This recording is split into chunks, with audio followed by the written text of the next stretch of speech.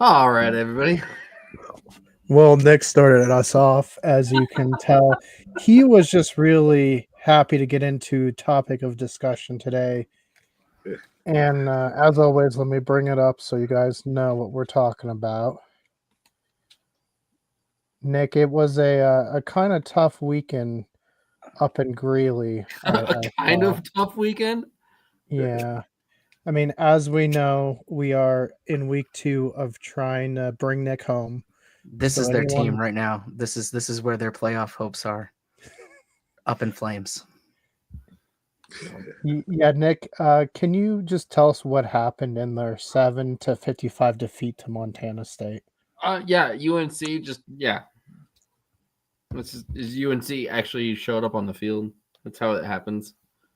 Well, see, we actually have a theory. It was David. David, do you want to maybe just exposit your theory about why they weren't playing as hard this week? Yeah, once they found out about our Bring Nick Home initiative, the players all got on board and they refused to properly play until Nick is there to cheer them on. They're putting all of their strength behind this. They want to support as much as they can. So until Nick touches that field, they don't want to play. Pretty much. All right. So if you want to help your University of Northern Colorado Bears win some football games, please help us bring Nick home. We are here to help them out. We can make an appearance. We'll be live from Greeley. We're very more than happy to. Nick, do you know who they are playing this week? I forgot to check, but I can check real quick. Oh, hold on. I did find it. Northern Arizona. It looks who did. Now, Scott, do you know any intel on Northern Arizona? Well, I know where it's at. It's in Flagstaff. I've been on the campus. Can't tell you that much about the football team or anything else like that. They do have a really good hockey team, but I know that you're not playing hockey. Can't tell you much more about the Northern Arizona football team. No, I have no intel on them. I'm sorry. No intel. It's all right. Breaking in, just in case anybody's watching us instead of the news and cares about the hotly contested race, the polls have officially closed in New York for the mayor. Too early to call. Are we going to be here for 6 hours again, like we were on election night? I think it was. Yeah, no. We're gonna be okay. That was so long. Well, speaking of other things going on, the World Series happened. At least did. finished up. David, how was Game 7? Mister. Yeah, I just want you guys to know. I texted Keegan during Game 7 of the World Series, and I was like, "Are you watching this? Are you watching this game?" He responded back to me the next day. What game? Yeah, For shame. For shame. It's not the Cubs, so I have tuned out. So Yes, but the Dodgers managed to pull it off, which is crazy, because they were not looking good the past couple of games. We had it all tied up 2-2 going into Toronto, and then Toronto jumped out and they were doing really well. They won a couple in a row, and it came down to just this last game. And of course, right there went into extra innings, and I believe it went to the 11th inning. A guy who has not hit anything in over a month. Bam, home run. And then, of course, Blue Jays, since it was the home team at the time, they got a chance to come out and tie it up or take the lead, and couldn't do it. They actually, Yamamoto came out and pitched the closer, which is crazy because he pitched just the day before. And now I'm more of a football guy, so I'm not super up on baseball, but from what I understand, that's a pretty superhuman feat to pitch one night and then close out and pitch the next night. Like it's a big deal. I guess it's like quarterbacking a full game, 2 games in a day. Really.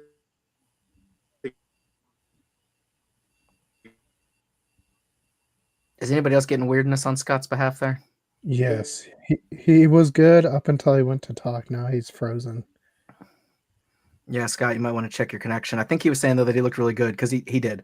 Yamamoto looked fantastic, and it's crazy because they're, of course, star pitcher Shohei, he didn't do great. he's amazing no matter what. But they got a couple hits off him, so he got benched pretty early on in the game, I believe, that they switched out, and then Yamamoto was their closer, and he got the job done. Yeah. Oh, we can hear you now, Scott. What were you saying? Yeah, what were you saying? But Yamamoto pitched really well those last 2 innings again. And you're right, he pitched the night before. You figure it's the coming into the final games of the World Series, so they're going all out. And he had to have been pitched. I think it was. He had 2 or 3 innings the night before, pitched full out, and then come back for that second game. And I think it was 2 innings he put out.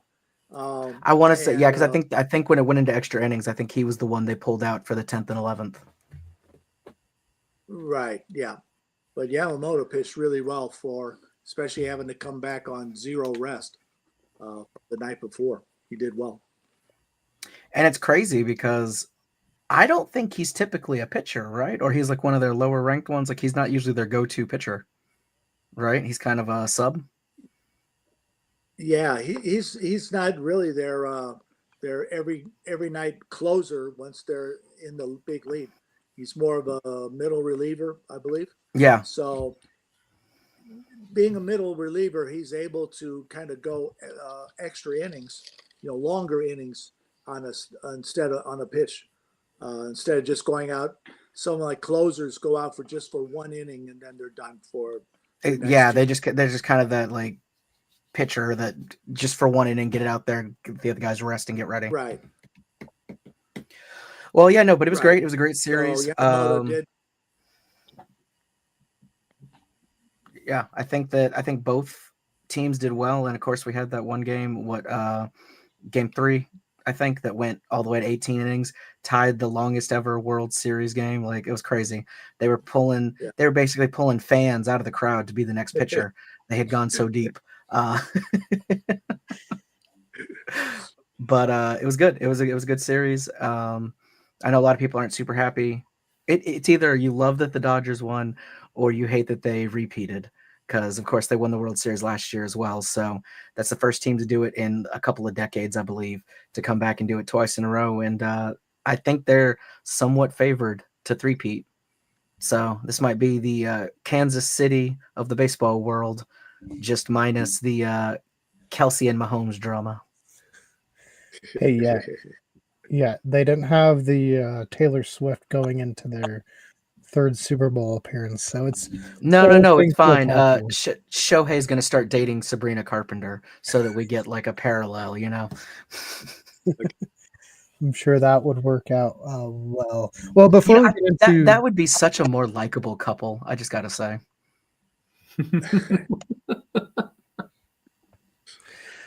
Before we get into the craziness that was today's trade deadline, because today was crazy, and we'll get to it. Oh, yeah. Let's get to the week that was in the football world. The biggest news, I think, coming out of the weekend is obviously the Jaden Daniels injury and the whole should he have still been out there. I know, David, I think I messaged you a drive or two before. Saying, like, why have we not taken him out? Yeah. Yeah, because they were down by 31 points at that point. They weren't coming back. And wasn't it like 4th quarter then too? Yeah, 4th quarter. Like, it's not going to happen. Yeah, they punted the drive before. And usually in the 4th quarter when you're punting, you mean it's over. I know Quinn's getting some flack because obviously his coaching has been iffy as a head coach. He's been really good as a coordinator, as David and I both know from his time on the Cowboys and Seahawks. But again, he did let off the pedal in the Super Bowl and let Brady back in. And he's either been really I think that's why he's so insistent on going for it on 4th down, because of what happened in the Super Bowl. But that's also costing games. Yeah, like I agree. There are times when going for it on 4th makes sense, and it makes sense to be aggressive. Like if your defense isn't able to stop them at all, you kind of got to go for it when you can. Or if you've really got them in hand and it's not a big deal, go for it. But some of the fourths he's going for, like you said, it's too aggressive. Yeah. Well, and it's points where they could have gotten at least a field goal, and Yeah. it's cost them games. Yeah, it could have put some points on the board, and instead they end up losing by like 2 or 3 points. And it's like, man, you would have been right there if you would have taken one of those field goals earlier. Yeah.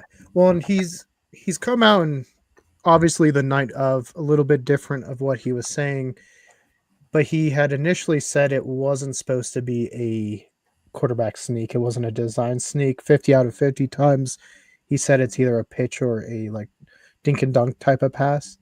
Sure. And then I think it was either yesterday or today he came out and said it was his fault. He shouldn't have still had him in. That was yesterday. It was Monday, and Okay. I do respect that he did come out and say like I shouldn't have had him in. He Mhm. said I should have taken him out, but I mean I get it because it's tough because when you take your quarterback out because you're so far behind, that's basically you giving up. Mhm. Like you're saying we don't have a chance. There's no way we're gonna come back. Let's just fight another day, and that's tough to do because ideally everybody on that field wants to win. Like all those guys, all those coaches, they're there to get the win. So I get that it's difficult to basically throw up a flag and be like, all right, you got it. It's your game. But you got to be smart too. You can't use up all your resources. And now they're going to be without Jaden Daniels probably for the rest of the year. Because I think you were telling me like the injury, it could only be like 4 or 5 weeks. But at that point, depending on where they're at, why put Daniels back out there? Yeah, and I think they're going to play it kind of safe considering he's been hurt twice this year. And it's starting to be very eerily similar to the whole RG3 situation because RG3 should have been much better in the pros. Unfortunately, injuries in year 2 on the same yard line against the Seahawks. Yeah, did you cost see them. they put out like a graph that was showing at FedEx Field or whatever and like all the injuries that have happened like right there like I thought what the Jersey field was bad. I thought the New York one was difficult, but that one it's taken a lot of sacrifices there. Yeah, it's definitely taken a lot. Obviously, Alex Smith and Joe Theis. Well, I think Theismann wasn't in that stadium though; it was in the old RG or RFK stadium. But same yard line. Now, I will say, MetLife, it did not go unsatiated this weekend. It got 2 ACLs, so it did take some 49er players down. I mean, they're both NFC East stadiums, so they're in competition. Who's going to take out more? Yeah, and to be fair, the Jets have been terrible since they've moved there. So maybe it's just the stadium. Because I don't think the Giants have been very good since because they won the Super Bowls pre-moving, right? Yeah, when the Giants had the Meadowlands. Yeah. That's where they played, and then they got the brand new one right across and stuff, and that's kind of when things started tanking because they even still had Eli, and it just sucked. Yeah. Yeah, and it's a very interesting looking stadium. Having seen it in person, it's very brutalist, if I can say so. It seems so odd of a look for a stadium. It's not very inviting. I don't know. It's kind of cool. It's big, but just compared to the other stadiums, it's like a Thunderdome feel, a Mad Max. Now let's get to some of our teams. Scott, Colts stumbled this weekend. What are your thoughts there? I mean, they didn't lose by a lot considering the turnovers and stuff, but they did turn it over quite a bit. Is that more on Pittsburgh or Indianapolis? No, I think the turnovers usually are always on the people who commit the turnover, and not so much really the defense. The turnovers, kind of the bad passes, obviously they all land on the shoulders of Indiana Jones. But you have games like that occasionally, and so.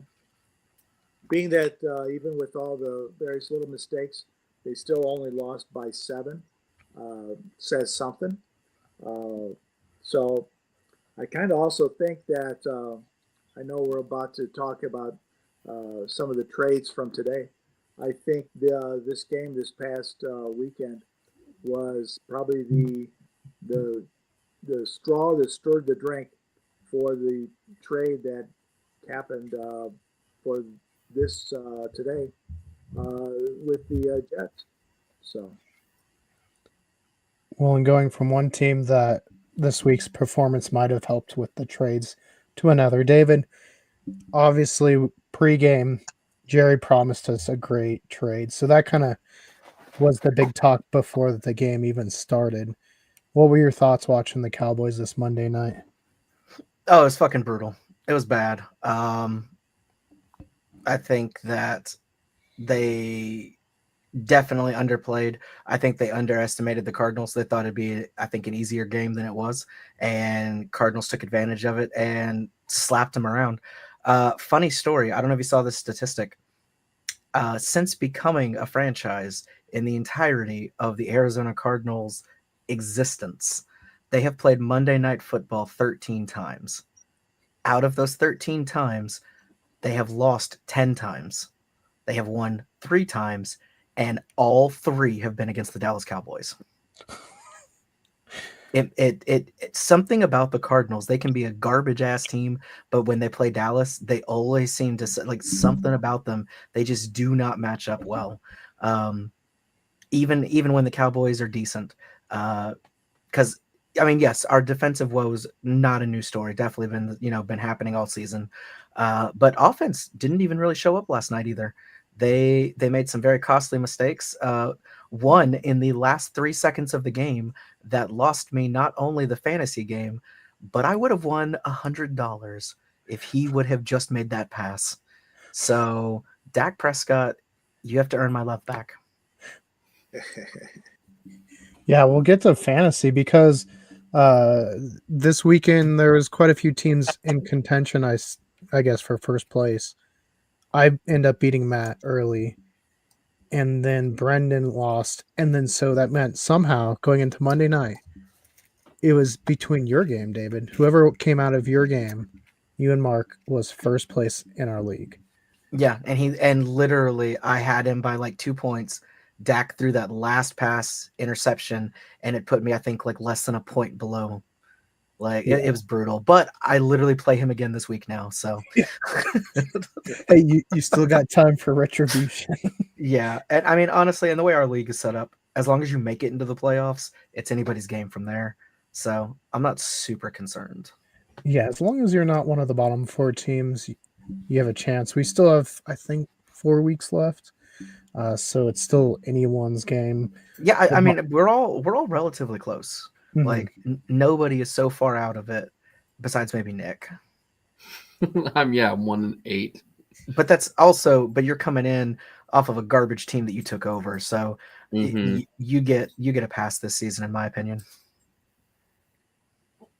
Yeah. Now next year, Nick, if it's the same thing, then we'll start questioning you. Plus, now that you're going to be rolling with Stafford, dude almost put up 50 points by himself this weekend. Yeah. I think it's going to be a much better choice for you than Tua, because I can't even guarantee Tua is going to last this whole season. You can't even guarantee he's going to last a game. I don't know what's happening with the Dolphins, man, and I don't think they do either. No, because another news, they got rid of their GM on Friday. Which definitely needed. I was jealous. I wish we got rid of our GM, but he's pretty close to the owner. Yeah, no, and that one was kind of shocking because I think Greer had been in there for 10 years, at least 10 years. So, yeah, what I'm curious of is, of course, replacing the GM was a great step. I know a lot of Dolphins fans were very happy about that. But I wonder, do you also move the whole coaching staff around next year now? Like, does the GM come in and clean house, or do you try to work with what you got? Because from what I understand, I think they said they are going to keep the coaching staff for the rest of this season, at least. And then it's anybody's guess from there. Would you start over and completely rebuild, or would you try to, keep those guys and go off of that? I think for a fact Tua is probably gone. If I had to guess. I think Tua will be gone in a fashion, maybe just as starter, because I think if they get rid of him, it's 116 dead cap, 160 God, million. that's such a bad contract they did. Because Yeah, he's always been injury prone. I would not have paid him. yeah, and I think that was a big leading factor. Some of the stuff I have heard is that the ownership views McDaniel as a good coach, like in the right system with the right people around him, he can be good. So they might roll with him next year. I would not be surprised. Do you have any idea what his contract looks like? How many years he's got on it? Yeah, let's see. Because if it's one of those things where he's still got like 1 or 2 years, I could see at least writing out the contract, as opposed to, if this is the end, I would not re-sign him if this is his last year, or if it's a 1-year contract. I would. Yeah, let's see. Mike McDaniel signed a 3-year contract extension in 2024, keeping him under contract through 2028. I don't know if I'd keep him that long, but I'd probably give him another year, depending on the GM coming in and kind of what I'd like. What's his plan? What's his thoughts of fixing things up? He's a funny guy, though. He's such a troll. Yeah. Yeah, no, I think the coaching this year is going to be very interesting because there's a lot of coaches in bad situations that I think teams might keep. I think depending on how Arizona finishes, they might keep Gannon. Well, because not only that, but who do you go with right now?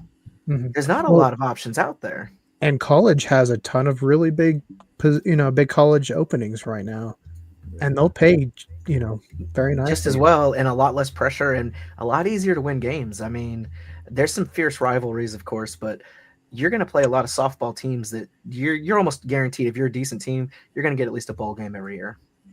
Yeah, I mean, if you got the chance and you get 20 million more to go to Penn State or Miami, which one are you going to? Yeah, not only that, you're basically a king in that city of wherever that college is. Like, you're one of the most respected people around if you're the head coach. Yeah, so it'll be interesting. I am interested too to see what the Jets do because they're looking bad, and they're part of the fire sale that we'll get to today. The last thing I was going to say is I feel like if I was the Dolphins coach, after the GM's gone and everything just kind of in the air, I would start playing like the backups, like Ewers and stuff like that, just to see how they do. Start getting them a little experience out there and see who's worth maybe riding with after Tua. Like, you got nothing to lose at this point. You should just try everything you got. Yeah, I mean, the Dolphins got Ewers. They got Zach Wilson behind. We just throw them out, see what they can do. It can't do any worse. Yeah, and I think if you put them out and all of a sudden your offense looks better, you can be like, see, it wasn't me. Because I think, again, that's what's going to save Gannon. Not only that, but if they both look good, you've also got great trade bait there going into the offseason. Yeah. So I don't think there's anything. Worst comes to worst, you find out these guys suck, get rid of them, draft new people. Like, now's the time to figure out what you're going to do. So they need to use the rest of this season as experimentation and see what they're doing. And then I think Tyreek's going to be gone, right? Like, I don't think there's any way he's re-signing. No, he won't be. Hello? What's going on, boys? Hello. Whoa, it's a Grayson sighting. No, that's the ghost of champions past. It's the ghost of Grayson's past. Exactly. I'm just here to haunt the podcast just for a little bit and make my appearance and then vanish away as an apparition. So, Grayson, you guys, we'll get into the trade deadline. A lot of the talk was Myles Garrett getting traded. He doesn't. You guys trade someone that I'm not 100% sure of to the Bears. What are your thoughts with how the Browns handled the trade deadline? Just like everything else this season, absolutely dog water, horrible, and just par for the course. You know what I mean? What would you have done?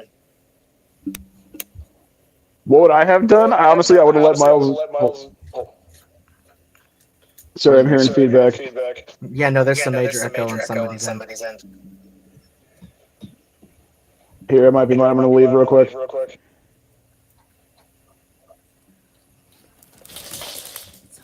Hello. Nope. It is not Grayson. Nick, is that you? No. Nick? No, Nick has headphones. It shouldn't be him. Unless his headphones aren't plugged in. I just it'd be me. It's not you because I can hear yours too. It's somebody without headphones. It's not Brendan. He's muted. Scott, mute yourself real quick. Okay. See, I don't hear it now. Do you, Nick? Nope. It might have been Scott. That's okay though. It's Scott. What are you doing, man? You made Grayson leave. Now we're never going to see him again. Oh, maybe that's a good thing to say. Wow. Oh, shots fired. Oh no, Grayson. He Well, ain't here to defend himself.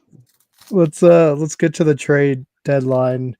David, we talked about it just a hair. Obviously, the Cowboys were promised the world-ending trade, and at first, it looked like it was Mr. Wilson out of Cincinnati, which was like, linebacker. oh, okay. Yeah, like it wasn't bad. I don't think he's going to be awful, but he was benched by them. So yeah, he was benched by the 32nd ranked defense. He's been disgruntled, so you're like, but at the same time, you're like, he can make it, but it just felt kind of like a Jerry type of thing to do, oversell a trade. But he came that's the thing. through. If he wouldn't have said anything, and that would have been the trade, it would have been decent. If he wouldn't have hyped it up or anything, if he'd just been like, yeah, we're trying to make some moves. If that's all he left it at, and then that was it, okay, a little bit of help, But it was the fact that he was like, oh yeah, big trade coming. Yeah, because then that got us thinking Max Crosby, Myles Garrett, like who's going there? Maybe some corners, some safeties. I know Bradley Chubb was a name, Minka Fitzpatrick, like all these people being thrown around. But you guys came through. Who did you get? What is it? Wilson. What was his last name? Quinion Williams. That's it. Quillet. Yeah. I didn't know much about him, to be honest. Like I've seen him a couple of times, but I've been reading up on him today. Apparently, this dude's pretty much a beast. He, Pro Bowl, great guy up on the defensive team. I kind of wish we'd gotten some help in the secondary because that was one of our major things. But I guess beggars can't be choosers. I thought it was very interesting. Apparently, Jerry Jones was on a talk today after it was announced officially that he was coming in, and back when we still had Micah Parsons, he had offered to the Jets Micah Parsons in exchange for this guy. They wanted to trade Micah and a first-round pick to get him, and the Jets said no dice. Interesting. I mean, to be fair for the Jets, Micah has not been very great this year. The Packers. Well, in fact, with the Packers, he was non-existent against the Carolina Panthers. Yeah. So, he has not been very good. I think Quinion is really good, and it makes the Wilson one look better because I think you had them, and then who did you guys get for? Like both of them together, I think will be great. And then what's his name that we got from the Packers? Yeah, all three, Clark. Micah. Yeah, all three of those guys together, I think it makes a stronger defense for sure. I think we will see an immediate effect on that when they get back out there against the Raiders in 2 weeks. Trade deadline came at a great time too for them going into the bye. They're gonna have a lot of time to get these guys into the practice and hopefully start slotting them in. It was good. I mean, I don't think it was. My opinion is, unfortunately, after the loss to the Cardinals, it might be too little, too late for this season. I mean, the way things have been going, they could definitely still get in there. They were at this same record back when they traded for Cooper, and he came in and they ended up making the playoffs. So, I mean, but this isn't quite an Amari Cooper type situation. So we'll see. They still got a shot for sure, but I don't know if it's going to be enough to really get them that push this year. But I think it's starting to build a very good foundation potentially for next year, especially with 2 first-round draft picks next year, because what they traded was a second from this year, and there's not a first until 2027. So they're still going to get, at least right now, they still have 2 first-round draft picks that they could potentially really get some people to step in there, help out the secondary, things like that. Because I think offense is pretty set. I would say as long as I would sign George Pickens, get him in for another year, for a couple of years. Everybody else is still pretty contracted right now. They've got a good thing going. They just need that defense to step up as well. And if they can even get the defense to mid, I think they've got a real shot. Yeah, because there's not a lot of like crazy good teams this year. Like it still feels like it's very much anyone's chance to win. So As long as your name isn't the Jets or the Browns, you still got a or shot. the Titans too. Or the Bengals. See, Bengals aren't out. They're not out of it. Yeah, they're scrappy. They might get Joe Burrow back, and if they get Joe Burrow back, and they've had a couple breaks yeah, go their way. yeah. So if they get Joe Burrow back, we've seen what his absence has done to the team. Just made him a garbage fire. Just imagine him coming back. Scott, another big trade, and possibly the biggest name being moved today was Sauce Gardner. What are your thoughts? Actually, I think that's great for the Colts. As I said, I believe that the losing 27-20 this past weekend was the real push for getting extra help in the secondary and being able to get Sauce, even though they had to give up 2 number 1 picks, along with Adlai Mitchell. If you remember, the Mitchell was 3 weeks ago, who kind of dropped the ball just before crossing the goal line, and then it rolled out the back of the end zone and ended up being a touchback for the other team. And ever since that little, I'll say, faux pas, well, you never saw him again. And now the rest, Indianapolis will not be seeing him again until the Jets come to town. But can you just imagine how big of a penalty that is? You're on a team that very possibly is a Super Bowl contender. You mess up in one game, and now you're on the Jets. Yeah, yeah, and they disliked him so much. He didn't get in for the last 3 weeks. Not even for the mop up parts of the games, and then he gets traded. So I guess that's a proof for all the young receivers in the world. Once you get the ball, you're getting close to the end zone. Hold on to the ball until you get into the end zone. And in fact, save yourself and just hand it off to the official and say, okay, now I've scored. Here you go. And then go ahead and cheer with your team. Anyway, like I said, it's going to be 2 first-rounders from the Colts to the Jets. But I do think Sauce will be able to really nail down the secondary for the Colts here real quickly. And we'll see him coming up here this week.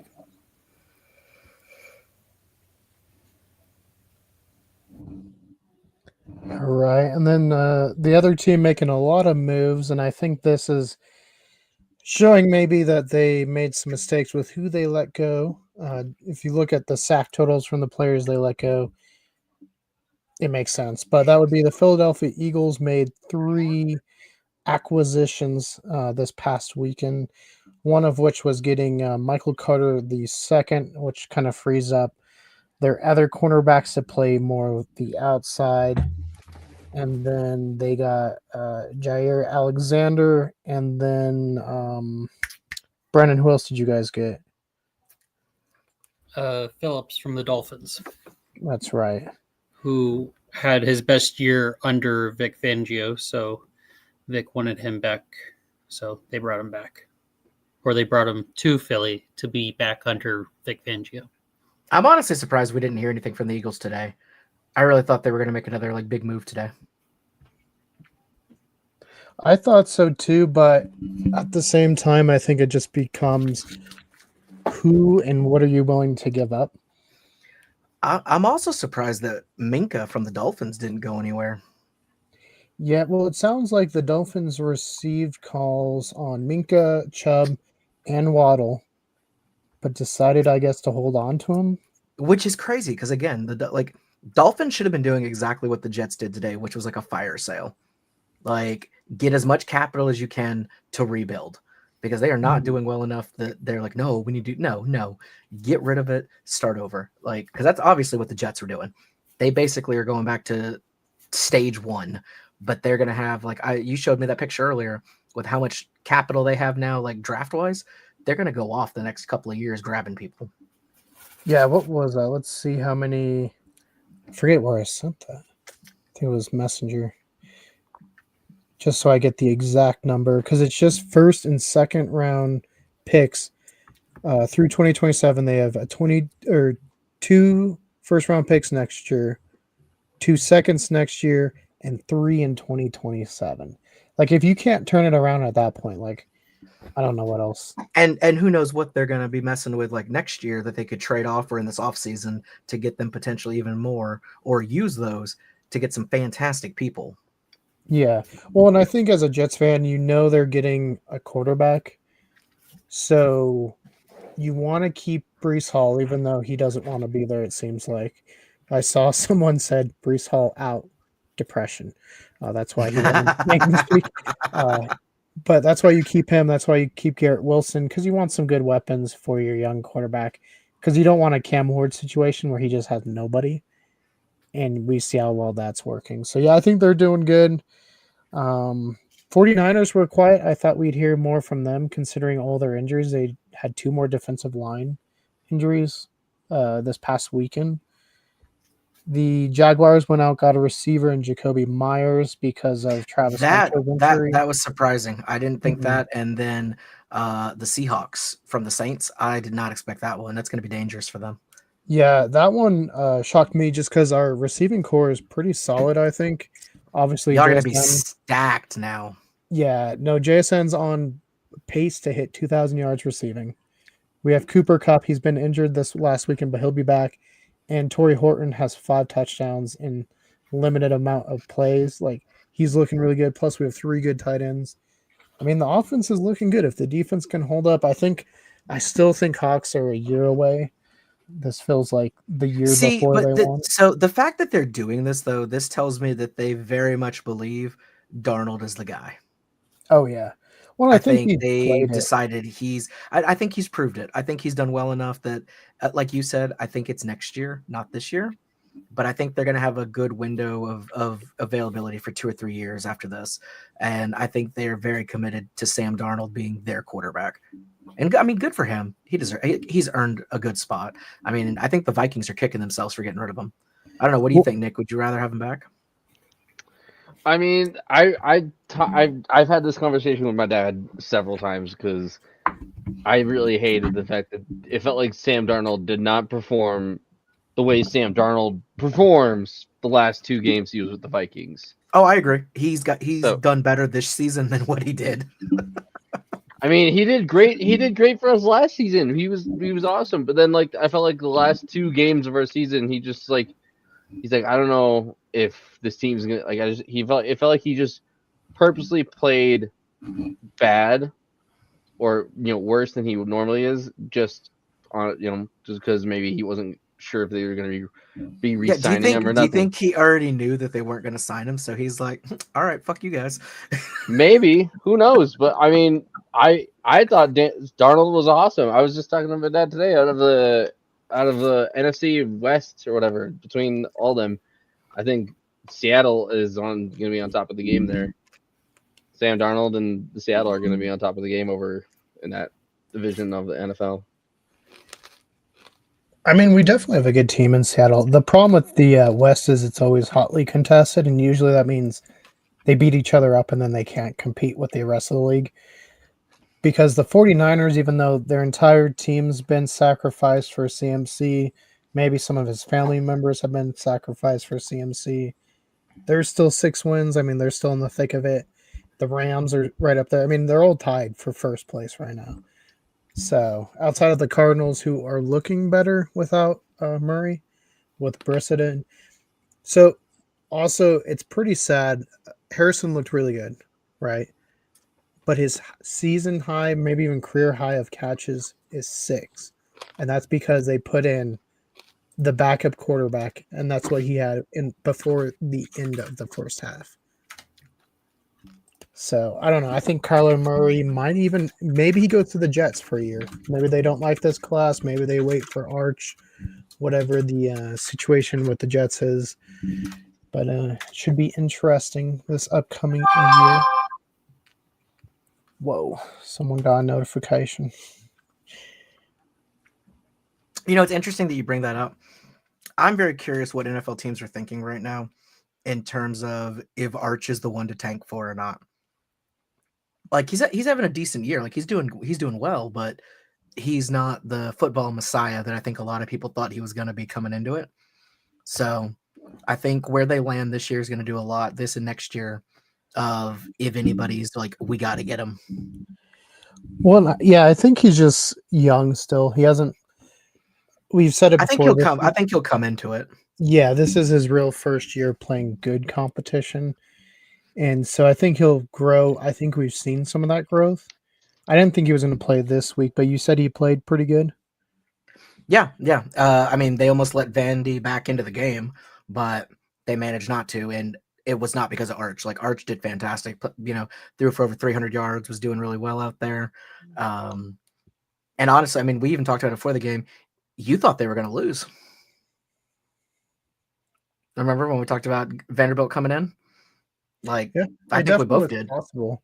Because they were ranked up higher and they've been doing so well this year. I would not have been surprised if Texas didn't win that game. So the fact that they pulled it out, I think good for them.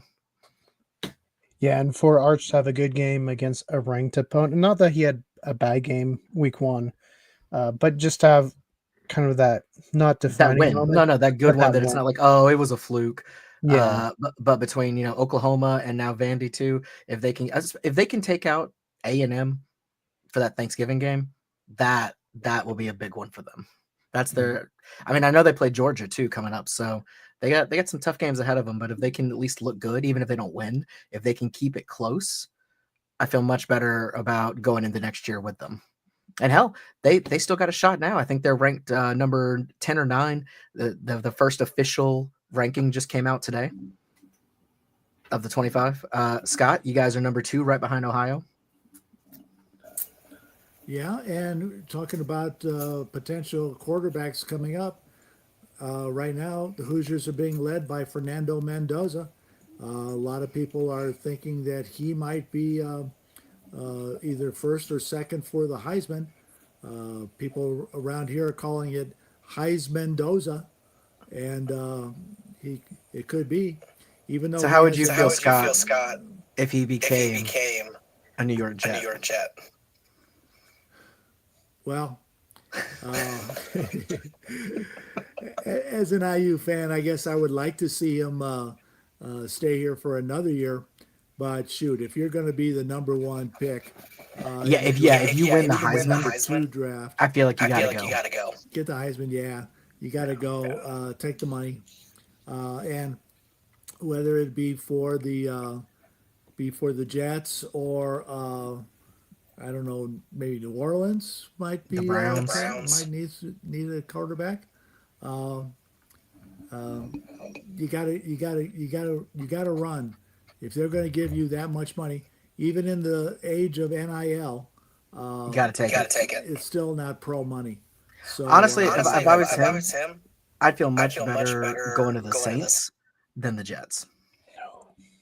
You wouldn't rather go to the Saints than the Jets? No, because at least the Jets have draft capital. That's true. They could get you a really nice team if they're smart. Yeah, and the Saints are still kind of in cap hell from the Sean Payton era. They haven't shown to be able to build the team. They've offloaded some of their weapons. They've offloaded a offensive lineman today as well to the Chargers, I think, or somebody made a late trade. Saints, I think, are in a bad situation. I definitely think they'll be looking for a quarterback because Shug is terrible. He proved it this week. The Rams covered my 20-point bet that I had going on. So good on them. But yeah, Saints are a mess. I at least in the Jets, you get more opportunity. Maybe you can get some more. Yeah, but then you got to say you're a Jet. Yeah, but and I'm personally, I'd much rather live in New Orleans than random New York because it's not even New York City. They represent like the state. I couldn't work for the Jets owner. That would be my issue. The Jets owner? Yeah. After what I've heard about from other players and stuff, I don't think I could work for him. I wouldn't want to play for him. Yeah, whereas the Saints have always had pretty cool owners. And like you said, I'd rather be in New Orleans. By far. But I get what you're saying, Keegan. In terms of being successful with a team, you're probably going to get a better team built around you. But then again, it's the Jets. They're going to have all this capital and probably still screw it up somehow. So, But you'll also get better deals, I think, media deals and like sponsorship deals in New York. Better deals to screw it all up. Yeah, that's what David just said. No, that's on the ownership to screw it all up. But let's get to our picks before we get too long, and then we'll get to upcoming college as well. Nick, you and me tied for first, so it's your first, I think, co-win. So good job. Very happy. Unfortunately, again, none of us got to 10. Or no, you and me had 10 wins, so we got to do better this week. All of us 10 wins. I'm gonna break your legs. Just kidding. You know what? I'm not gonna do that. I'm not gonna do it. All right, so it's just the four of us now. Go ahead. Try me. make my day. Let's get to the NFL schedule. Week 1, we don't have Bobby here to pick the Raiders, so I'll do it. Ready? Raiders. No, well, pick Denver. Raiders suck. I'm going with Bo Nix. All right, so David, Broncos hosting the Raiders. Who you got? I don't know how anybody logically can pick the Raiders in this game. Broncos have been a little inconsistent, but I don't think it's inconsistent enough to lose to the Raiders at this point. So, though they did have a great match with Jacksonville. Like, that game literally went into OT, and then they made stupid coaching choices that lost it for them. But yeah, Or I think Myers knew he was getting traded, like you said, and he's like, I ain't giving them the win this time. honestly, that was one of my favorite things that they were saying last night when Jerry announced that there was going to be that trade. That it was going to be Buddha. And then, he was going to run out as a Cardinal and then just, rip off his jersey and have, the Cowboys underneath. But no, I think Denver. Scott? Yeah, it'll be Denver. Without Myers, who are they going to throw to, other than their tight end? And all they have to do is defenses is hone in on your one big guy now, and he's going to be untouchable. So yeah, it's going to be Broncos easy. Brendan? Denver. Nick? Denver. All right, I'm also taking Denver. We'll see how that does. This time we did not do the just hands up pick like we did when the Jets lost. So hopefully we didn't jinx the Broncos for the Bronco fans. Our next matchup is this one in Berlin? It's in the Germany, I think. Colts Falcons. Yeah, I think so. Scott, who you got? That's real. Oh, yeah. Especially against the Falcons, I'll take the Colts fairly handily. I think even though they're going to be all the way on the other side of the world, it'll still be it'll be the Colts. First game for Sauce Gardner. We'll see how we'll really see how well that shores up the secondary for the Colts. Yeah, I think he's the first player to play in Brazil, and or he played another. I don't remember where the Jets played. Maybe it was London. He's the first player. Yeah, first player to play multiple countries in one season, like that. David, who you got? You know what? I actually think it is going to be a upset, and I think Atlanta is going to squeak through in Germany. I think they've been losing a bunch of games that they should not have lost. They're a much better team than their record indicates, and there's just communication at a loss there. Also, I think the Colts got a little fleeced for Gardner.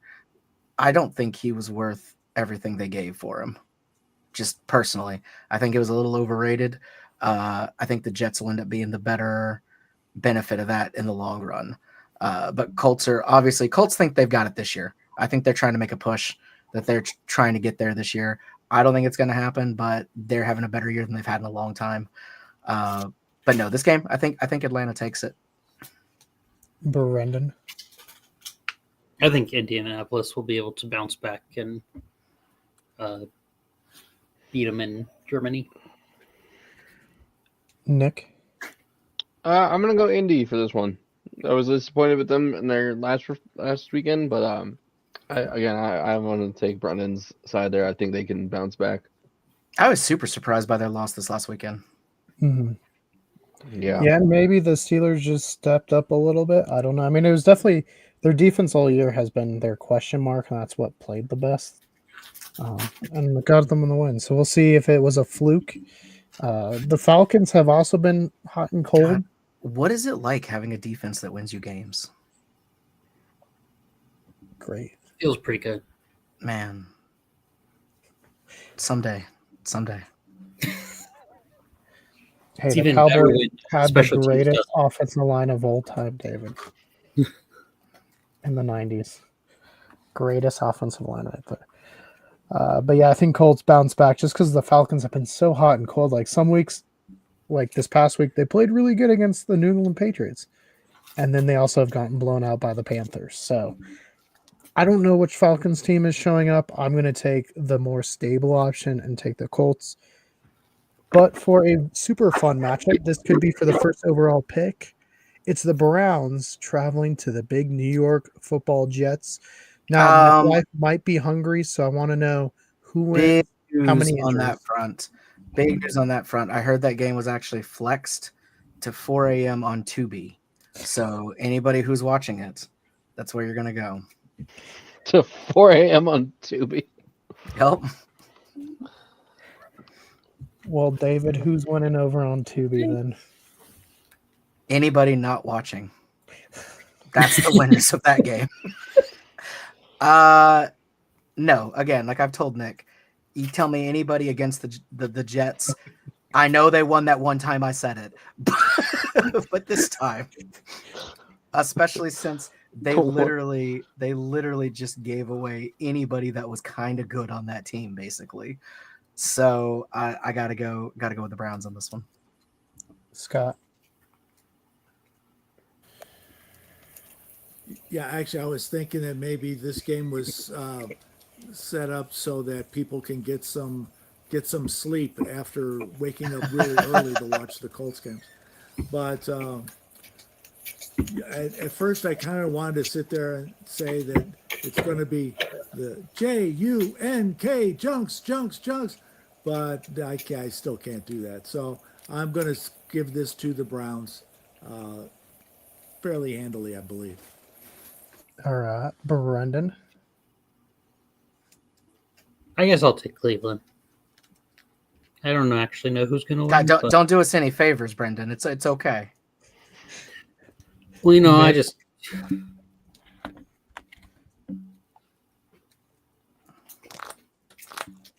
You just what? Oh, never mind. Oh, because like you started the sentence and then you just I was waiting for him to say something too. I thought he was gonna say something profound. Like I missed when I used to think about tag with my friends. I will say I didn't have friends to play tag with. I'm not even gonna go there on that about either of you. I will say if they want people to want to watch this game though, if they wanted to like actually get some interest, they should announce that they're starting Shador and let it be his first game. What if they announced they were starting Shador at wide receiver? Keegan, were you dropped as a child? Like repeatedly? I was going to say which time. Nick, who are you taking? I'm taking Cleveland on that one. All right, I'm also taking Cleveland. So or another. God, Cleveland. now the Jets are gonna win. But we didn't do just the whole is anyone not taking the Jets thing because that's why they won. Because we were so confident. I'm sure that's what it was. It was us. They they were watching us that day in the locker room, and the Jets just started crying. They were like, "Even Keegan didn't take us." I wouldn't take him. In the next matchup, another three. Even Bobby, even Bob didn't want us. The Cleveland Jets suck. I mean, if it was against the Bengals, he might have. But in a thrilling follow-up to that past matchup, we get the New Orleans Saints going to Carolina to face a member of the Kitty Cat Club and the Panthers. David, who's winning this like just esteemed matchup? I mean, New Orleans is not suitable for all those teams they'd have to fight on their way to Carolina. So I think the Panthers have definitely got the edge. I don't know if you guys remember this. Not last, I think it was the year before. Carolina debuted a new alternate reality thing at their stadium, where if you looked at it through your phone, you saw a giant panther jumping around the stadium, and it was like the size of the stadium. It was fucking massive. Well, I've heard he's gonna be there this week, the real one, and he's just gonna eat some of the Saints. So they're gonna lose like 3 or 4 guys. I think it's gonna be a very handy win for Carolina. Scott.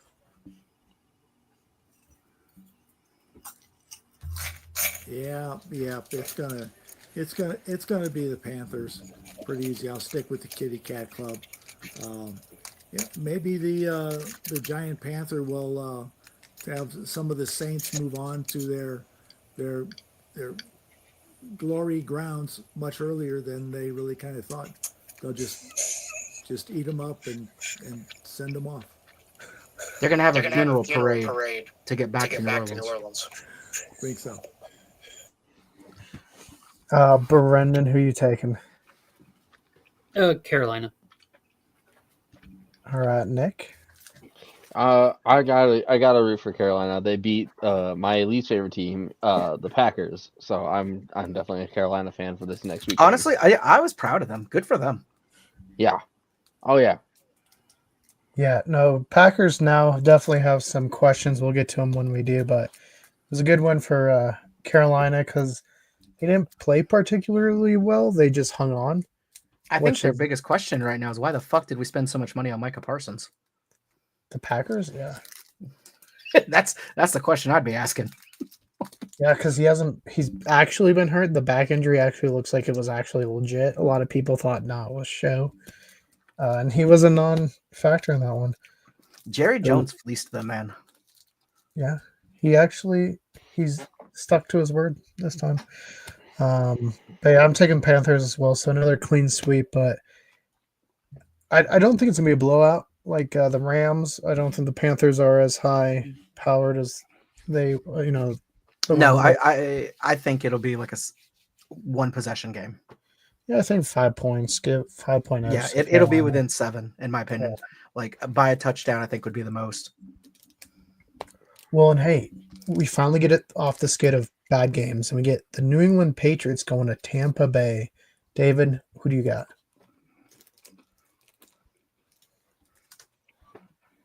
Okay, so you got to go back historically for this one. I don't know if a lot of people know this. The American Revolution was won mainly in part by the aid of Jean Lafitte and the Frenchmen with the boats and everything.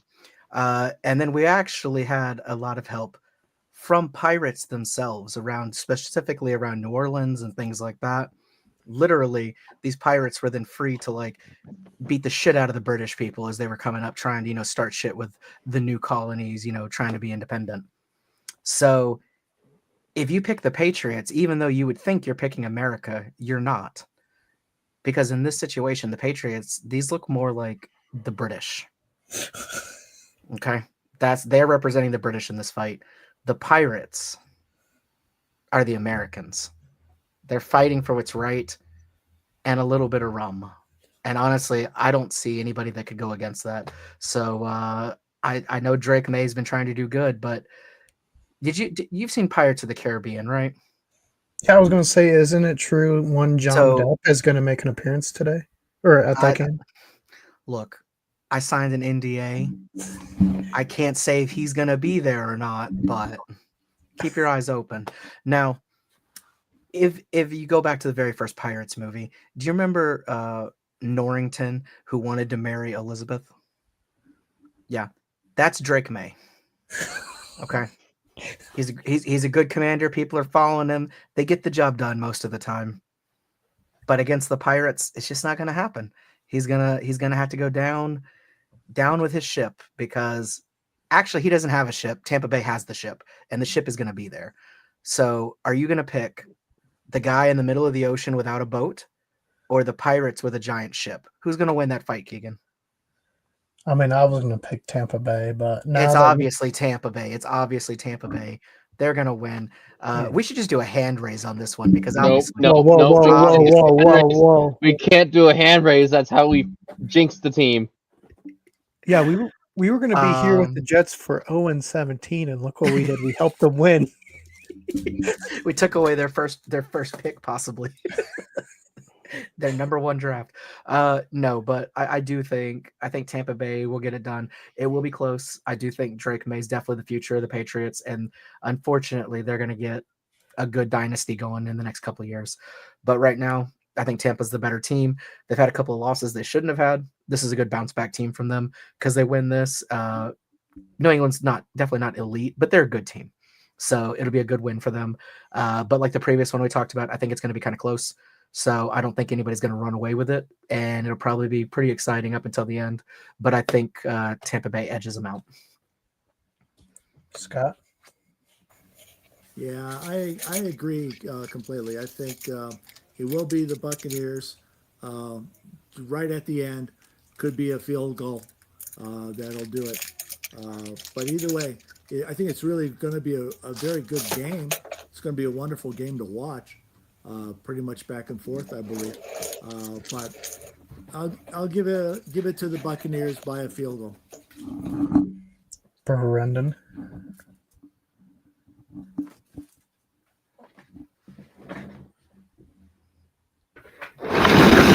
I do think this is going to be one of the better games of the week, but I'm going to go Patriots just to be different than everyone else. Well, he's going against John Depp. Yeah. Just like Amber Heard, you're shit in the bed. Yeah, but if he wins like Bobby, when Bobby was the only one to pick the Vikings last week. I thought I picked the Vikings last week. Did I not? No. Oh, no. I picked whoever was going against Green Bay because Nick did, and I supported him. Mm-hmm. And you were right. Nick? That's because kitty cats do better together. The support was much appreciated there, David. I'm going with Tampa on this one. Yeah, give me the Buccaneers. I think it'll be really close in this one. Looking at the slate, might be the best game of the week. Definitely has the possibility. Definitely the most evenly matched, I think. Mm-hmm.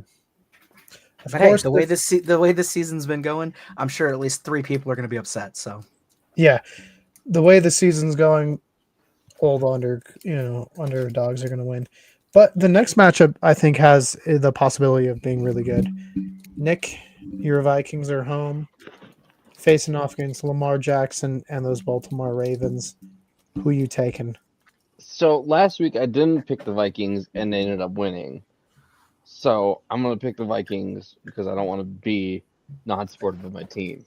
And plus, I don't think the Ravens. I don't know if the Ravens have it in them anymore. All right, David. Unfortunately, I got to go against Nick on this one. I think the Ravens take it. I think they need it more. I think they want it more, and they've got the talent. They just need to get it together. And I think Lamar being out and coming back has helped them. Plus, they really want to earn back their video games and foosball table for the locker room. So, Ravens got a lot on the line here. They do have to fight quite a few people to get to Minnesota, though. So that's going to take out a couple. Lamar might get hurt again in that process. But Well, Ultimately, as long as they send Derrick Henry like 50 miles ahead of them just to like tornado punch anything that's coming, I think they'll be okay. They just need to not go through Kansas because that kite monster could take them down. well, and David, in the spirit of Halloween, they wanted to get into the theme of their team, right, and read some Edgar Allan Poe. Mm-hmm. And I heard they brought in Mohan Kapoor to come and read some Edgar Allan Poe. And I think when you bring in him, you're going to win. Not only that, I heard that he gave them such a boost by doing that. They wanted to make him the new mascot of the team, but he said he can't do that. He's not going to, he's like, no, because he's a humble man. He's very humble, even though he's probably the greatest acting talent of our generation. So instead of him becoming the new mascot, they made a compromise. He is actually one of the three birds that is on the field, Edgar Allan and Poe, the three that they have. He's in one of those costumes now at every game. Nick, does this change who you want to vote for? Not even slightly. He's going to be so hurt when we bring him on live. Mohan, welcome to the show. It's funny because he was actually already making plans to be at the UNC game that you were going to be at. Oh, believe me, I understand. I know. He's going to co-commentate with you. Yeah, it was gonna be a fun time. I still don't want to. It's the Vikings, guys. Right here. All right, Scott.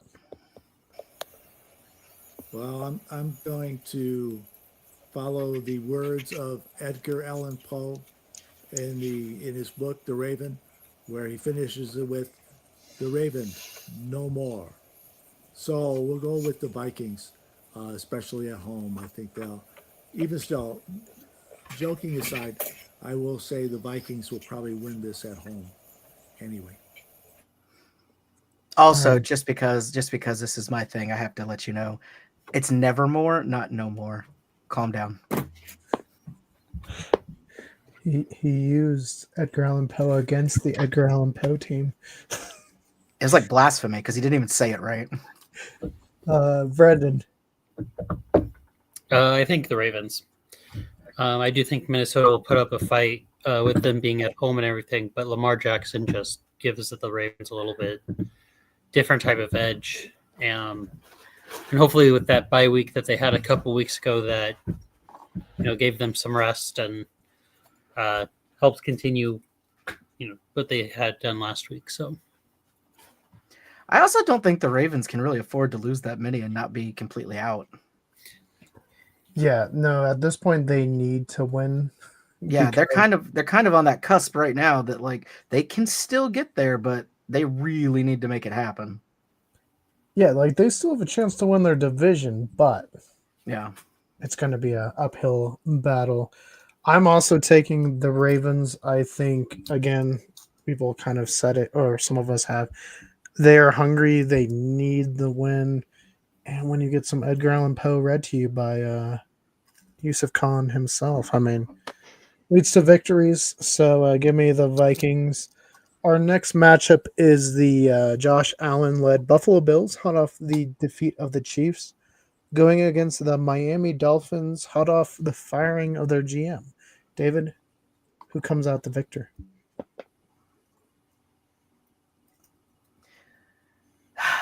You would think it'd be Buffalo easy, but that's a long trip down to Miami. That's a lot of teams. Realistically, I think Buffalo takes it, even though traditionally they actually don't play like super well in Miami for some reason. I don't know if it's just the heat difference or what, but I do notice they're a little lesser when they're having to play down there outside, which is kind of weird.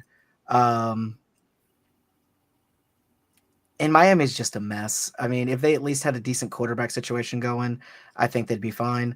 I think the fact that the GM's gone kind of relieves the pressure on everybody else for the rest of this season. So I don't think they're desperate for their jobs the way they might have been before that. So they don't have the fire underneath them that they might have to push them in a panic to, really bring their best. I think the chaos there is going to just keep spreading.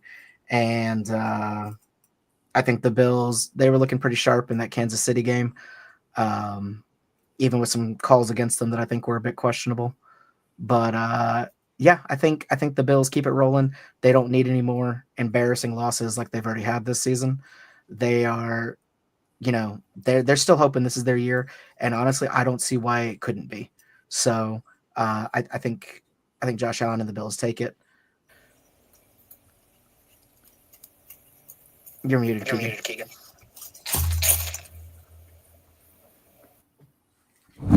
I was just saying, Scott. Okay, I'm sorry. Yeah, it'll be Buffalo, fairly easy.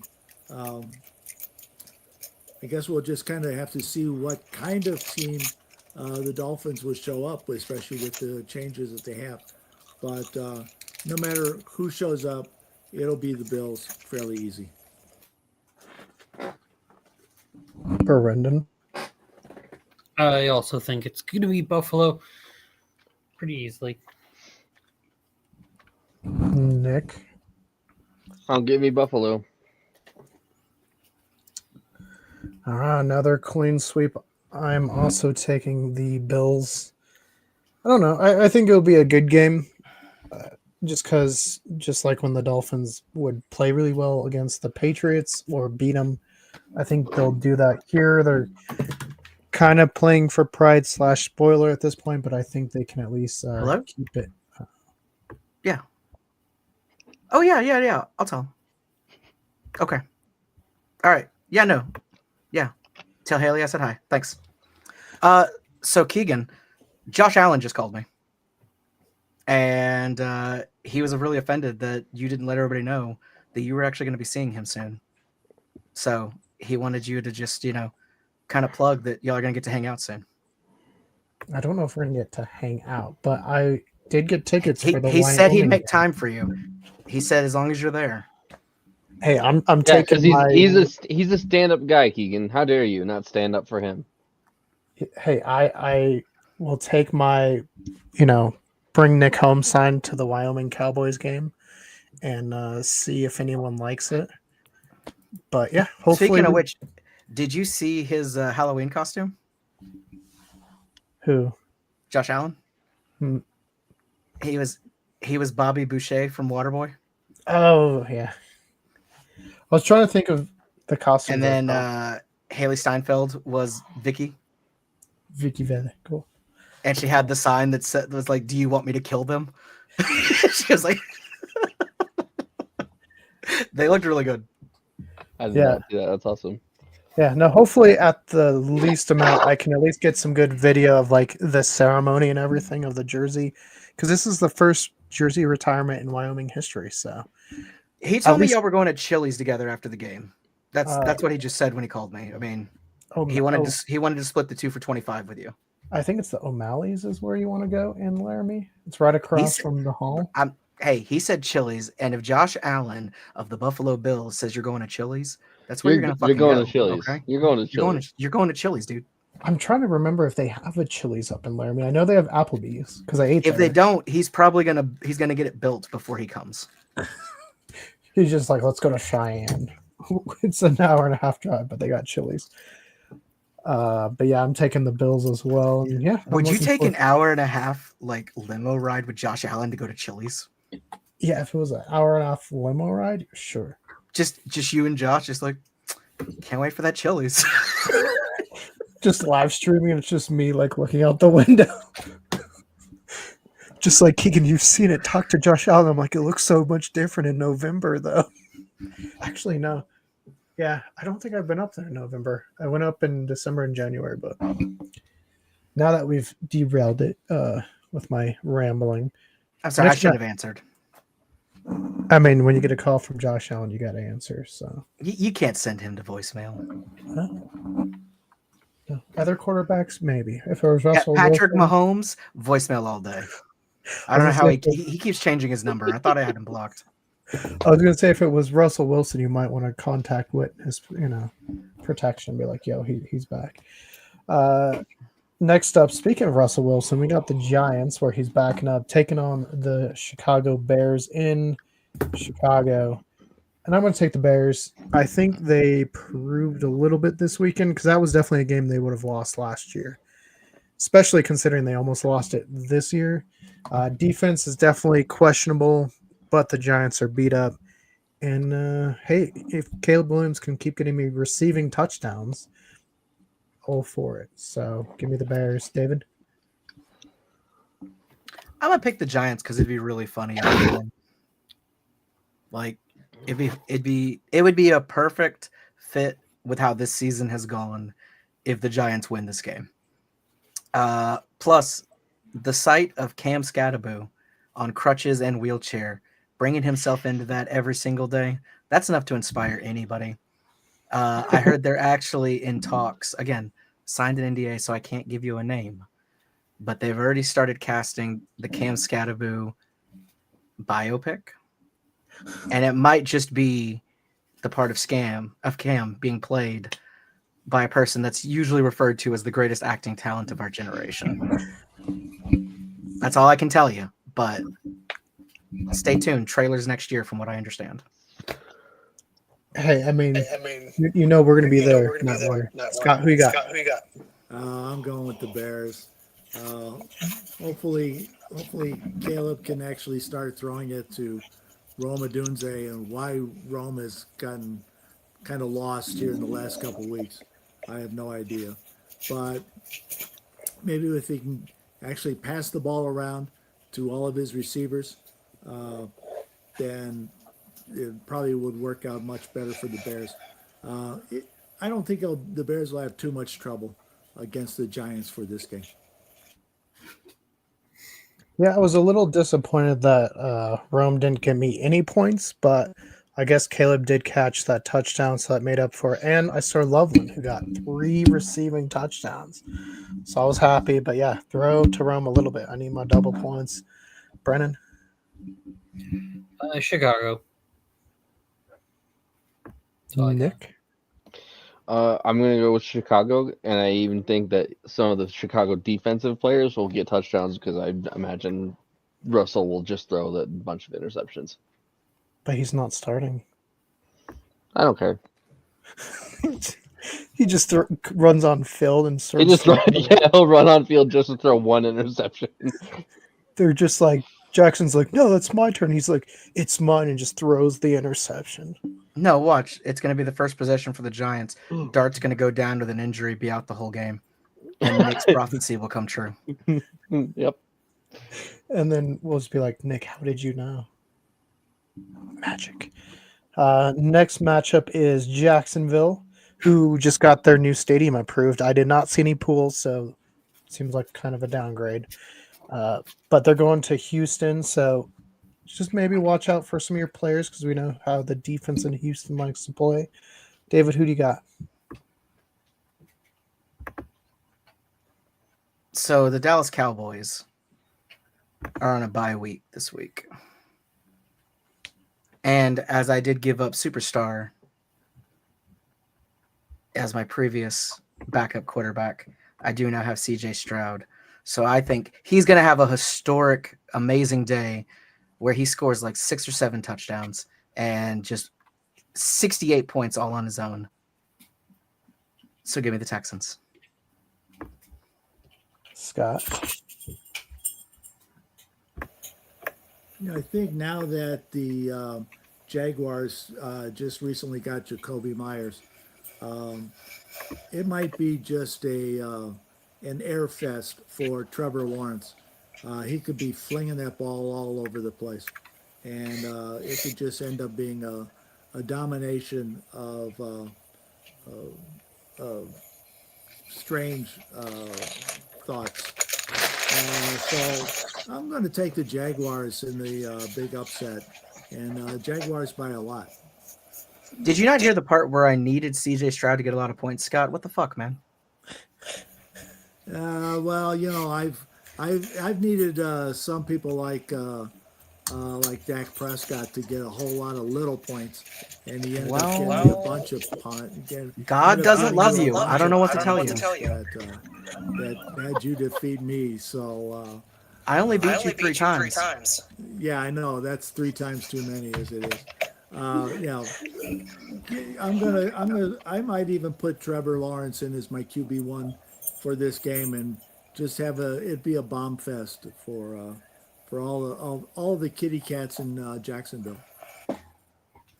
So the question is, CJ Stroud has not passed concussion protocol yet, David. Is he going to play? You can't yet. Okay. I think Thursday is the earliest that I think they could clear him for it. So, like, I'm not too concerned. Yeah. So we will I think he'll be fine. Yeah. Whether he plays or not doesn't really change who I will take. But We already know that you fucking hate Houston. You're gonna pick Jacksonville. Let's keep going. it's just one player. Just one player, and it's on the defense. We know. Brendan. I am going to take Houston. Brendan took Houston. What are the odds right now? Is Houston favored in this game beyond being at home? No, 'Cause probably I know not. you get like that 0.3 or that +3, but I don't know what the odds even have been for this game. The Let's Jaguars see. have the better record. I bet they have the better.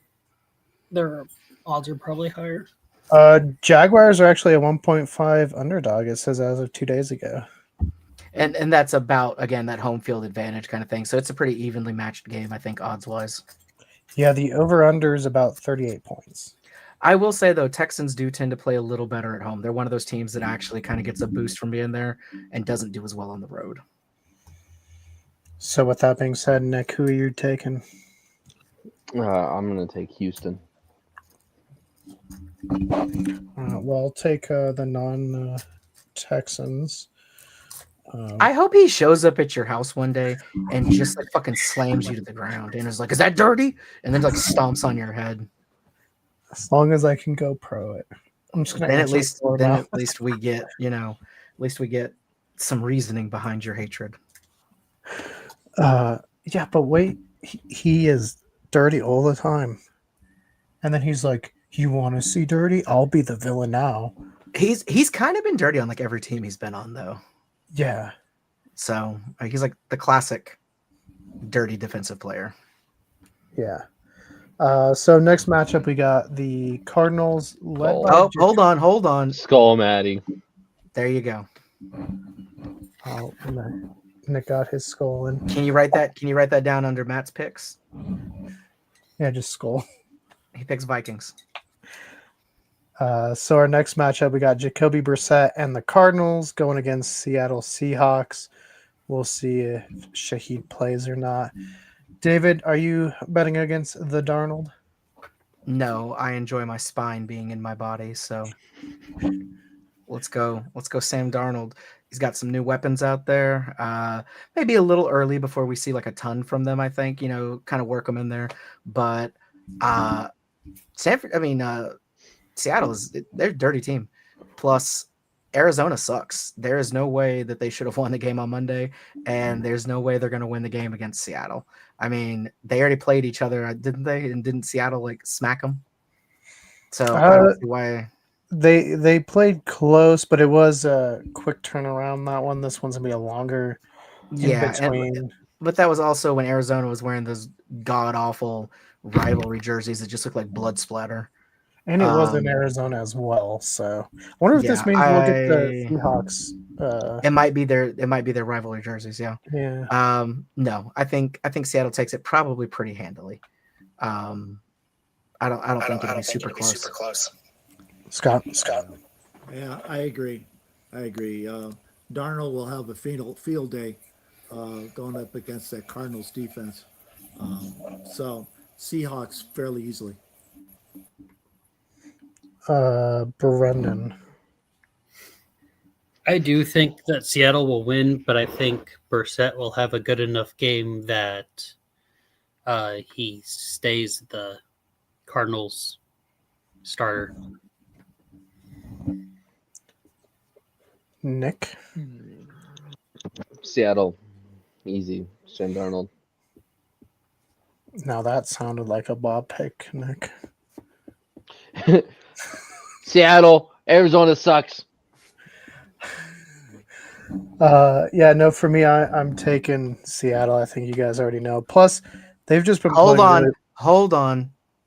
Matt just said Buffalo all the way. Get him down for Buffalo. That's his pick. All right, we got them down Buffalo and Minnesota. Good thing they don't play each other. He also said boo Keegan, so I would like that to be known as well. No, we can strike that from the record. Striked. No. We have integrity here. We report the news. Our next matchup is Detroit going to Washington. Washington, as we talked about, is down. Daniels will be starting Mariota. They have a couple now receiver injuries and defenders, including Lattimore, is out for the year. So we'll see how they do. David, do you think they get the victory here? No, I don't know what's going on with the Commanders, but they are a mess. They've got stuff all over the place. Jaden Daniels is probably not going to play. He's out. He's definitely not going to play. He's out for a few weeks at least. They've taken a major step back from where they got last season. They were on their way to being really good, and they have stumbled backwards by quite a bit. So I don't expect that to change, especially not against Detroit. Not a huge Detroit fan, of course, but I do think Detroit is gonna pound them pretty hard. I think the Lions take this one handily. Scott. Yeah, I agree. I'm going to pick the Lions handily. Boy, that injury to Daniels, that was ugly to look at. I happened to see it, and I wish him well. But either way, it's going to be the Lions. I agree with David. It's going to be pretty handily. Brendan. Detroit. Nick. I'm gonna pick Detroit as well. I think this will be a game that'll be much like the UNC game from this past weekend, where the scores will be 7-55. Well, all right, so we got a blowout 7:55 prediction from Nick. I think the Lions will win. I don't know if it'll be 7-55, but I think it'll be pretty handy. They are coming off of a loss, and we know off of these close, especially division losses, they come back pretty angry and tend to blow out their opponents. And considering how injured the Commanders are, I just don't see them keeping up. So give me Detroit. Our next matchup in the last of the 325 games for David is the Rams 49ers. David? I appreciate you talking in normal people time zones. Thank you. I looked, the smallest sliver time zone is actually the Pacific. I got to say, even though San Francisco's got the home field advantage, they are still so beat up. It's not getting better week to week. They're still a good team, but they are held together by band-aids and dreams. So I think they make a good showing of it. But I do think the Rams go off again, have a fantastic day. And for Nick's sake, I hope Matthew Stafford has almost as good a day as CJ Stroud and brings him at least a good 50 points. Scott?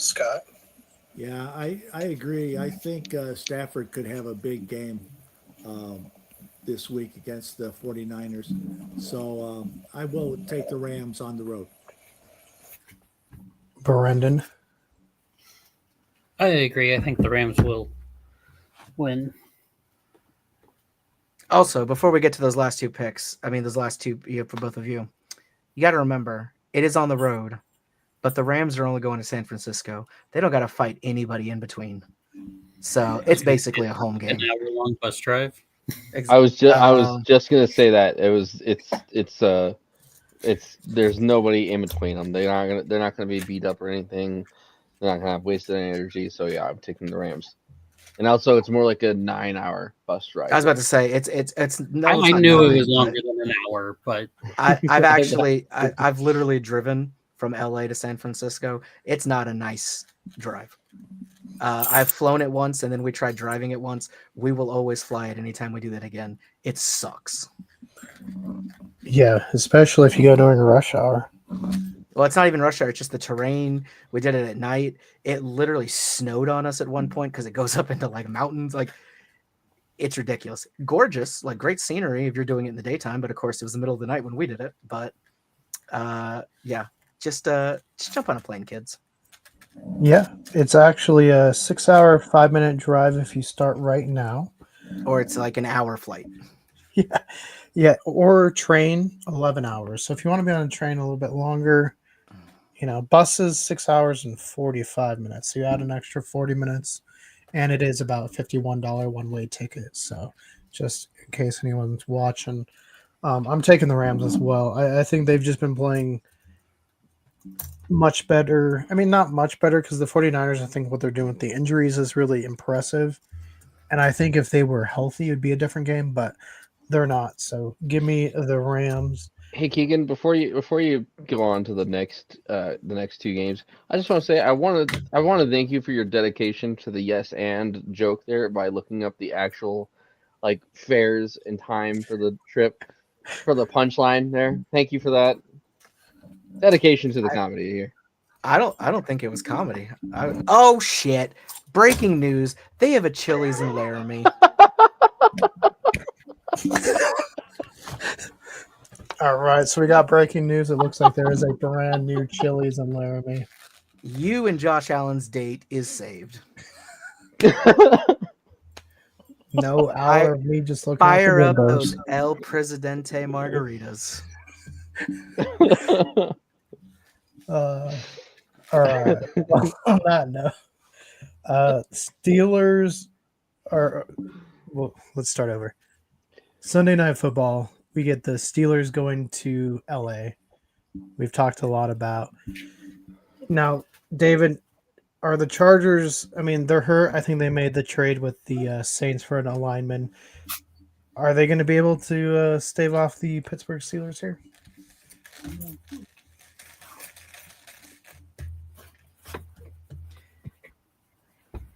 I think it's going to be a very close game,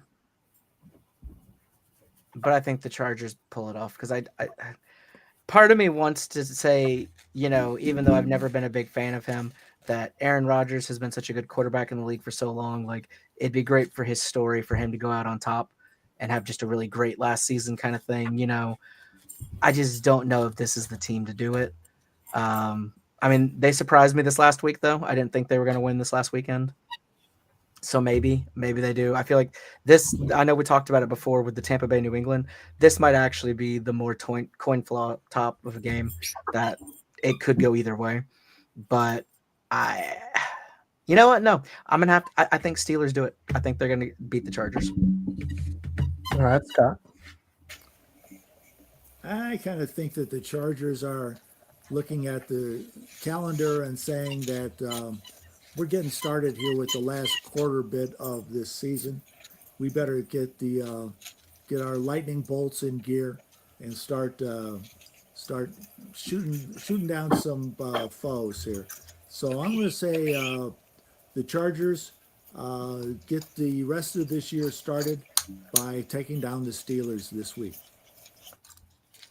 Brendan. I'm going to choose Pittsburgh.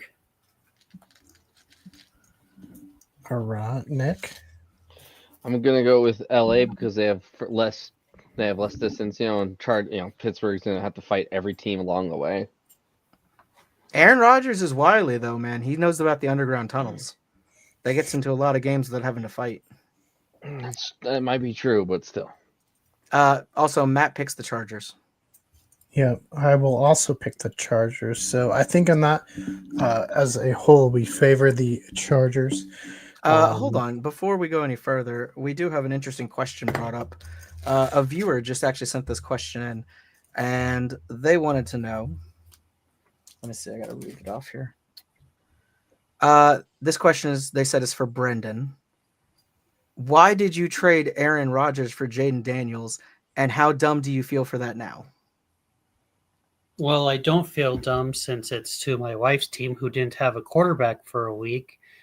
So yeah, and I had 3. It doesn't appear they had a follow-up to that, so good answer. On that note, we will move to the Monday Night Football game, which I know Nick's looking forward to. Nick, Eagles, Packers, who do you have in this one? Eagles for sure. My 2 favorite teams, the Vikings and whoever's playing the Green Bay Packers. Brendan, are you also taking the Eagles? Yes. David. No, Packers. All right, Scott. I'm going to take the Eagles coming off kind of a week of rest. I think the Eagles will take care of the Packers there in Lambeau. Hurts and Saquon got arrested at a massage parlor during What the is game. New England? They were trying to approach all the male people there, ask them for happy endings. It didn't go well. So I think even though it's in Lambeau, I will take the Eagles as well. Just because, I don't know, Packers, they have some questions. They're not playing very well. Granted, they wore terrible jerseys last week. Maybe that threw them off a little bit. But they Matt lost to the said, Browns. cry, Eagles, cry, and then said, give me the Eagles. Because he's a Vikings fan and he's crying that he has to take the Eagles. They did stop them that 1 year. But yeah, I just think the Eagles are a better team. They do have some defensive issues, but we'll see if these acquisitions will help them at all. Yeah, there's our some picks. people actually thought Brown was going to get traded today. His contract was too much. It wasn't the Tua contract, but I don't think the Eagles would get rid of him. No. I don't see who they would trade. Like they wouldn't let him go. I don't think, unless it was a very good offer. I don't think anybody was willing to offer what it would have taken, especially like you said with the contract on top of it. mm-hmm. Though if you look at the Sauce Gardner one, and maybe this is why they gave up some of the first. Out of his $120 million, the Colts only have to pay $26 million of that. That's not bad. No. So, maybe a couple first round picks, you're like, yeah, we save $80 million. So. But Nick, here, let's get the picture back on the screen so people know what we're talking about. When we reach the end of our show, we always like to bring this back up. We are trying to help Nick get back home to the UNC football stadium. And Nick, looking forward to their matchup this week against Northern Arizona, which we found out is not in the southern part of Arizona. How do you think they're going to do? I mean, I don't know Northern Arizona that well. Going off of Scott's comments earlier, I don't know if he knows how well they are. I'm always going to root for my home college, though. Even though I know they're not great, I'm always going to root for them. Go Bears. But Nick, what if they're just waiting for you to show up and then they just stomp Northern Arizona? Would you go? Absolutely. All right, so you hear that, UNC? Make the offer. We'll bring Nick home. Make it happen. Make it happen. Let's bring Nick home. At some point I'm going to make that a short. I think that'll be hilarious. As far as the college football, David, who do you guys got this week? We're off. Are you We have guys? Georgia in 2 weeks. Yeah, and they need to get ready for him. So No, that's a good bye week right there, because then Georgia will be a big matchup. Let's see. Georgia plays Mississippi State this week. Looks like they might lose that. They could. Mississippi State's not a pushover, so it could be a good game. I was a terrible Longhorns fan that week because when they were down big, I decided to turn it off and watch hockey, and then I looked it up. And you missed a hell of a comeback. Maddie, that is a question. That is a bridge we'll have to cross when we get there. Yeah, Matt is asking, what if the University of Northern Carolina brings him home? We will still go. So if you guys do end up bringing us there, none of us actually went to UNC. I'm just imagining Nick going through the whole process of like having a plane ticket, getting on the plane, packing, getting there, and he steps out, and then he's like, "This isn't Colorado." It takes me an entire plane trip to realize I left the state. Yeah, it's not until you literally land and like you walk out of the airport, like, wait a minute. This doesn't smell like my college town. Nope, not UNC Greeley at all. Yeah, for anyone that doesn't know, Greeley definitely has a very distinct smell. So you know when you're there. That's disgusting. That's one of the worst things I've ever heard. It's because they burn the cow blood on certain days of the week. You didn't make it any better. That John Denver is full of shit, man. As far as ranked teams playing, we do have Texas Tech hosting BYU, number 9 and number 8. I mean, do you think BYU gets the upset there, David? Isn't BYU defeated? Is it an upset? It could be. I think the Mormons are just so nice. It's so hard to say they'll get beaten. You know what? Let them have it. Let them have the win. Okay, well, staying in Just Texas. let them have the Texas playoffs Tech, too right? in the national championship. Just they're so nice. Just let them have it. Couldn't happen to a nicer group. You said Texas Tech, right? Yeah. Yeah, no. Texas Tech, they garbage people, garbage town, garbage everything about them. They literally have a thing called the Raider rash because STDs are so prevalent at Texas Tech. So, no. There's nothing to do there except each other and spread diseases and drink. That's all you do. So, no thank you. Let's give it to BYU. All right, what about the other ranked Texas team that's playing this week? Texas A&M Fuck 'em. going to Missouri. Yeah, fuck them. All right, well, we know where you stand.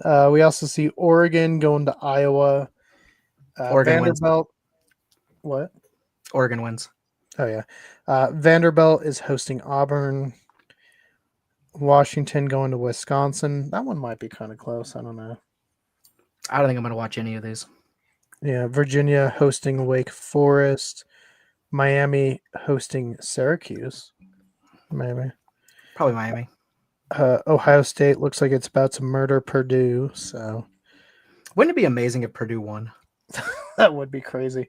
Especially for number 2, Indiana. You guys are going to Penn State. Yeah. I kind of was thinking that this was going to be a very difficult game for the Hoosiers to get through. But after the...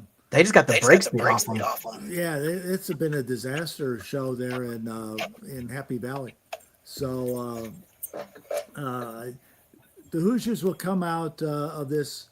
Either way, the Hoosiers were going to win this game.